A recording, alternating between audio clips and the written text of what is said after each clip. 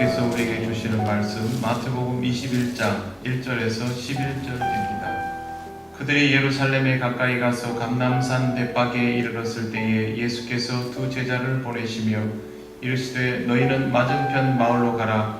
그리하면 곧 매인 나귀와 나귀의 새끼가 함께 있는 것을 보리니 풀어 내게로 끌고 오라. 만일 누가 무슨 말을 하거든 주가 쓰시겠다 하라. 그리하면 즉시 보내리라 하시니 이는 선지자를 통하여 하신 말씀을 이루려 하심이라. 일러스되 시온 딸에게 이르기를 내 왕이 내게 임하나니 그는 겸손하여 나귀 곧 멍에 매는 짐승의 새끼를 탔도다 하라 하였느니라. 제자들이 가서 예수께서 명하신 대로 하여 나귀와 나귀의 새끼를 끌고 와서 자기들의 겉옷을 그 위에 얹음에 예수께서 그 위에 타시니 무리의 대다수는 그들이 겉옷을 길에 펴고 다른 이들은 나뭇가지를 베어 길에 펴고 앞에서 가고 뒤에서 따르는 무리가 소리 높여 이르되 호산나 다윗의 자손이여 찬송하리로다. 주의 이름으로 오시는 이여 가장 높은 곳에서 호산나 하더라.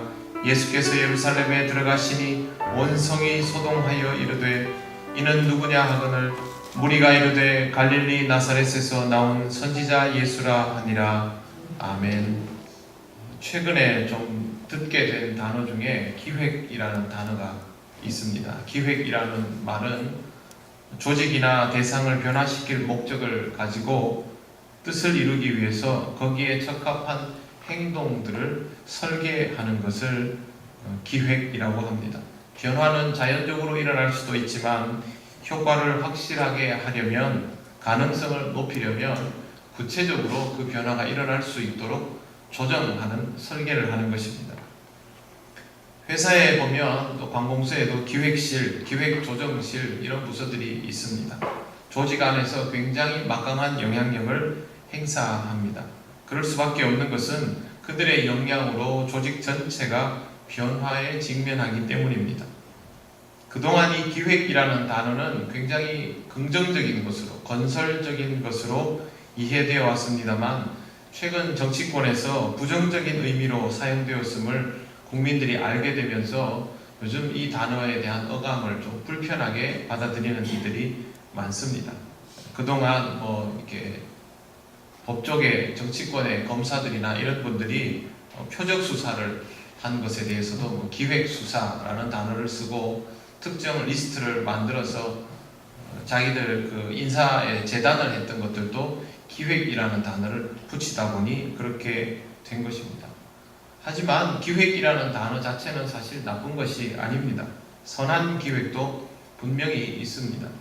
조선시대의 대표적인 제도 중에 백성을 이롭게 했다라고 평가되는 것 중에 하나가 대동법입니다. 대동법은 폭군으로 알려진 광해군이 시작을 했고 전국적으로 시행되는 데는 100년이 걸려서 숙종돼야 가능해졌습니다.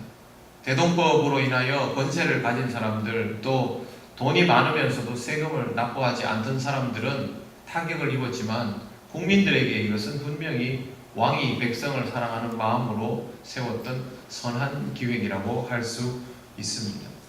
예수님도 기획을 하셨습니다. 예루살렘 입성을 위해서 특별한 것을 고안하셨습니다. 기획하셨다라고 말씀드리는 이유는 의도적으로 그렇게 하셨기 때문입니다. 예수님이 왜 의도적인 준비를 하셨을까요? 무언가 효과를 더 올리기 위해서입니다. 우리가 말씀을 알고 있으니 먼저 결론적으로 말씀을 드리면 사람들이 예수 그리스도를 왕으로 알아차릴 수 있도록 하기 위해서 기획을 하신 것입니다. 지금은 이방 혈통이 왕위에 올라 있고 로마의 통치 아래에 있지만 유대인들은 말씀을 알기 때문에 하나님께서 언젠가 자신들을 위한 새로운 왕을 보내어 주실 것이다 믿어 의심치 않았습니다.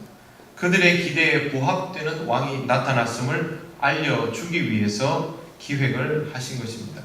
이건 통치를 위한 기획이 아니라 구원을 위한 기획이기 때문에 분명히 선한 기획입니다. 기획만 한다고 모든 일이 현실이 되는 것은 아닙니다. 예수님의 기획도 그것이 이루어지려면 무언가 뒷받침이 되어야만 합니다. 성령 하나님께서 그 일을 이루셨습니다. 출발은 아주 작았지만 파급 효과는 굉장히 컸습니다. 예수님의 기획은 하나님의 구원 역사를 구체화시키는 일입니다. 어떻게 되었는지 살펴보겠습니다. 예루살렘에 예수님과 제자들이 가까이 다다랐을 때에 예수님은 두 제자를 맞은편 마을로 보내셔서 매여있는 나귀와 나귀 새끼를 풀어오라고 말씀을 하십니다. 매여있다라는 말은 주인이 있다는 뜻입니다. 그런데 그냥 가지고 오면 절도에 해당이 됩니다. 상식적으로는 이렇게 해서 가져올 수 있는 방법이 없습니다. 우리가 아무 집 앞에 가가지고 남의 집 자동차 그냥 문 열고 시동 걸어서 올 수 없지 않습니까? 그런데 이렇게 상식 밖의 지시를 제자들이 그대로 이행을 합니다. 그랬더니 나귀 주인이 선뜻 나귀를 내어준 겁니다. 둘 중에 한 마리만 준 것도 아니고 어미도 주고 새끼도 따라 보내어 주었습니다. 굉장히 특이한 상황이 발생한 것입니다. 제자들이 이 사건을 경험하면서 무슨 생각을 했을까요? 마치 나귀가 미리 이 행로에 맞추어서 준비되어 있는 듯한 느낌을 받았습니다. 그들이 이 사건을 통해서 하나님의 역사가 있다라고 생각하게 되는 것은 당연한 일일 것입니다. 여러분도 무슨 일들이 생기면 나는 준비가 되지 않았는데 이 일들이 이루어지면 하나님께서 내가 하지 못하는 것들을 채우시는구나 라고 받아들이지 않습니까? 제자들의 마음에도 그런 생각이 들 수밖에 없습니다. 예수님이 나귀를 타고 예루살렘에 들어가는 것은 유대인들 모두에게 특별하게 가시적인 의미가 있습니다.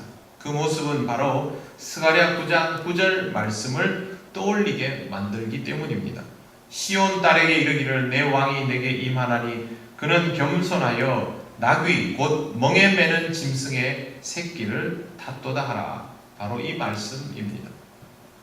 가장 먼저 나귀를 좀 이례적으로 확보하게 된 제자들의 반응이 달라졌습니다.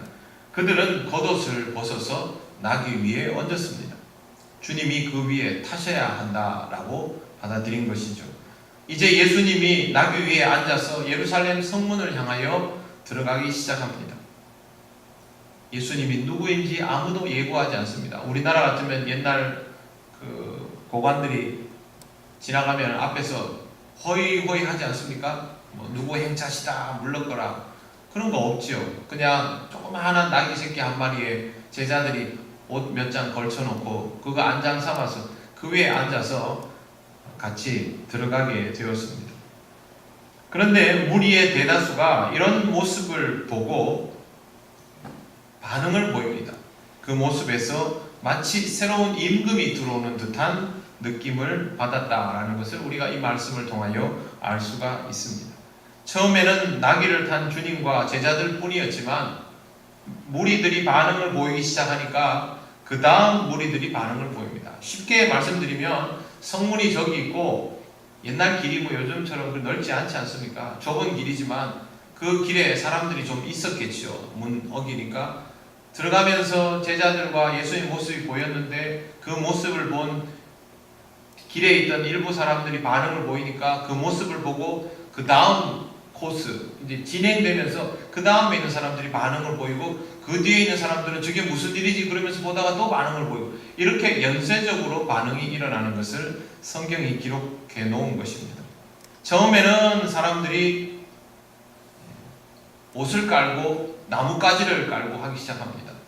옷을 깔고 나뭇가지를 깐다는 말은 이 길이 왕의 대로는 아니지만 주단을 깔지는 않았지만 그런 것들을 의미하는 것만큼 우리가 지금 구할 수 있는 무언가를 깔아서 그 길을 예비한다라는 표현이 있는 것입니다. 이 모습을 보고 그 뒤에 있던 사람들은 더 고무되기 시작합니다. 예수님의 주변을 에워쌉니다. 그리고 앞에서는 누군가가 막 길을 터주고 뒤에서는 따라가기 시작합니다. 환영하는 무리들이 점점 합세하면서 숫자는 더 불어나고 이 광경을 보던 사람들도 호응을 하면서 분위기가 한창 고무되어 가는 그때에 어디선가 호산나라는 말이 들려 나오기 시작합니다.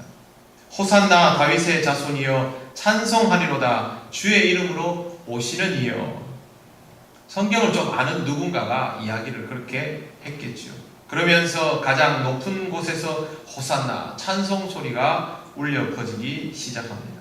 위대한 다윗 왕을 기억하면서 하나님께 영광 돌리던 그 찬송을 다윗의 자손이 그들을 구원할 것이라고, 그렇게 와서 구원해 줄 것이라고 기대하는 그 믿음에 맞추어서 부르게 된 겁니다. 그러면서 찬송 소리는 커집니다. 광장에 모여서 집회하는 장면들을 우리가 한동안 많이 봤습니다. 거기서 누군가가 노래를 하나 부르면 그 노래가 호응할 만한 노래다 싶으면 순식간에 퍼져서 재창이 되어버리는 것을 본 적이 있으실 겁니다. 마찬가지로 이 호산나 다윗에 대한 찬송도 순식간에 퍼져서 그 사람들 모두가 막 우렁차게 부르는 노래가 되어버린 것입니다.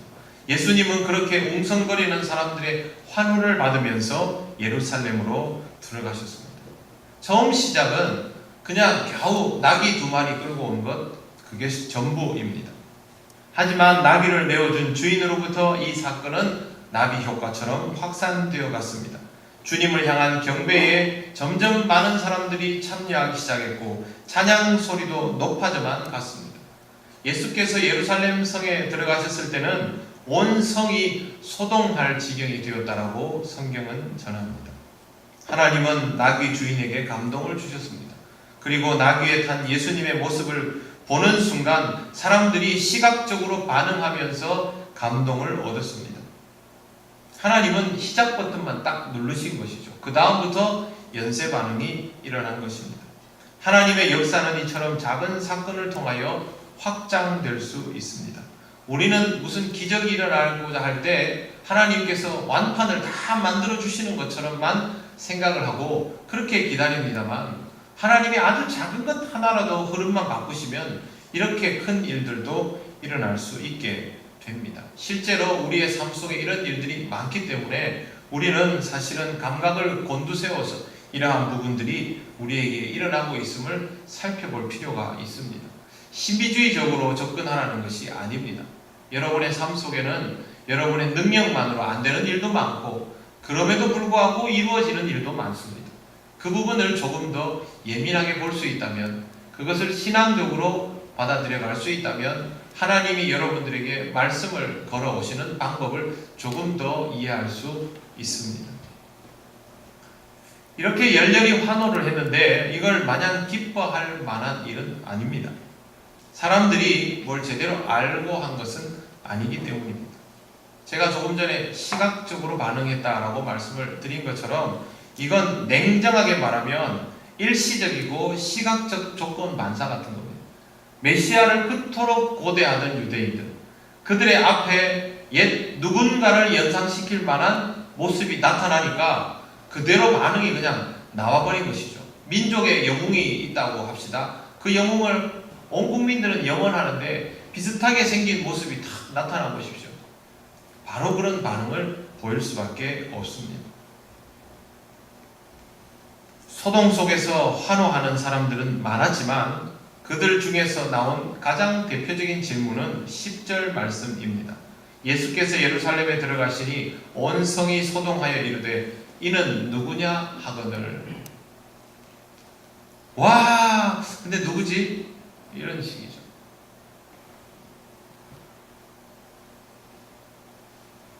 많이 모이면 대단한 것 아니냐, 이렇게 되면 다 된 것 아니냐. 그러나 여러분, 가장 극적인 순간 아닙니까? 종려주일 이후에 고난주간이 있다는 것. 바로 그 원인이 여기에 있는 것입니다. 누군지도 모르고 환호하는 사람은 주님을 따라다니기 어렵습니다. 대답하는 사람도 똑같습니다. 무리가 이르되, 이 사람들은 따라온 사람들이죠. 갈릴리 나사렛에서 나온 선지자 예수니라. 이게 전부입니다. 메시아가 아닙니다. 선지자일 뿐입니다. 주님에 대하여 잘 모르지만 외형만 보면서 새 왕이 즉위하는 것처럼 열렬히 환호하는 것입니다. 대통령 선거가 한 달 남았습니다. 온 국민들이 관심을 가지고 있습니다. 여러분들도 아마 마음에 어떤 후보자를 적격이다라고 생각을 할 겁니다. 만약에 그런 사람이 있다면 그 사람에 대하여 좀 더 알아보는 것이 국민으로서의 도리입니다.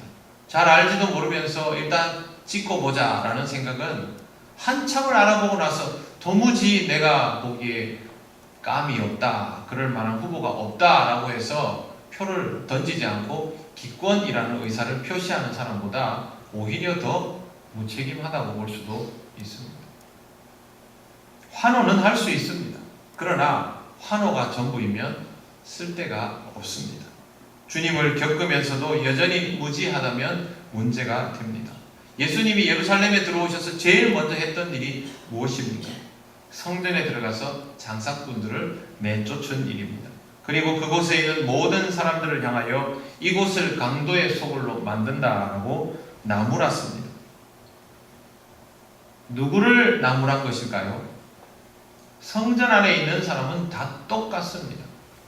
성전 안에서 그렇게 장사를 할 수 있도록 기획해준 지도자들이나 또 그곳에서 편의를 봐준다는 구실로 성전에서 바칠 제물들을 팔았던 장사꾼들이나 하나님 앞에 제사 지내는 일들을 손쉽게 하기를 원했던 백성이나 그들이 서로 다 하나님께는 전혀 물어보지 않고 자기들끼리 다 묵인해서 동의했기 때문에 다 똑같은 사람들입니다.